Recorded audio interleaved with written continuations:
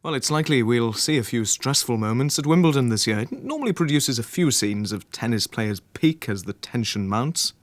It's not a modern phenomenon. The prickly player, that is, veteran tennis star Fred Perry could be abusive in his time if he thought the situation warranted it. He was Brian Hoey's guest this week, and looking back over his achievements, 3 Wimbledon titles, 3 US, the Australian and French Opens, Brian wondered what they'd be worth today. Oh, I'd need 3 buses to take it to the bank, I think. I don't know. But I don't think you can think about it that way.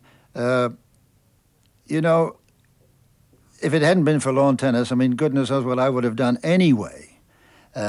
But luckily for me, that didn't happen. I was fascinated when you actually, as a result of lawn tennis and being the Wimbledon champion, I mean, everything happened to you. You went to Hollywood. You also met many top politicians, including JFK, John Fitzgerald Kennedy. Yep. And in fact, you were at that time introducing your own brand of sportswear, the Fred Perry sports shirts.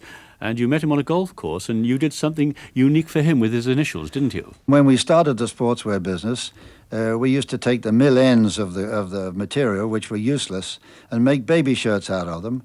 And any time that any athlete we read of had a baby or important person, we'd send them 3 for the baby.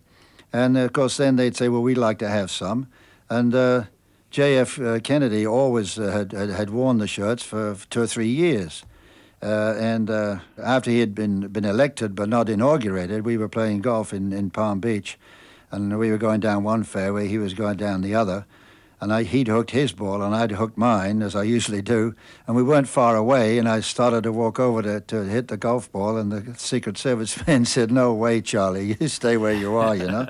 And he said, "Oh, come on over." They wouldn't let the caddy go through with the golf clubs, and we were talking, and I said, "Well, congratulations." And he said, well, thank you very much. He said, "You know, the people voted for me." I said, "Look, not about being president of the United States." I said, "You got the right shirt on. You got the Perry shirt on, you see, because we used to send him to him." And he said, "Oh, yes." He said, it's like, I said, "Are you in the market for some more yet?" And he said, "Well, yes, it'd be rather nice." I said, "Well, I guess I'll have to change the address."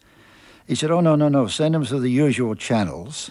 But I would like you to do me a favor." I said, "Well, under the circumstances, I think maybe I can." "What is it you want?" He said, "Could I have 3 initials, JFK, instead of JK? Because everybody always had 2, and I had 3. And I said, "All right, just for you, you are now JFK, and I will revert to 2FP.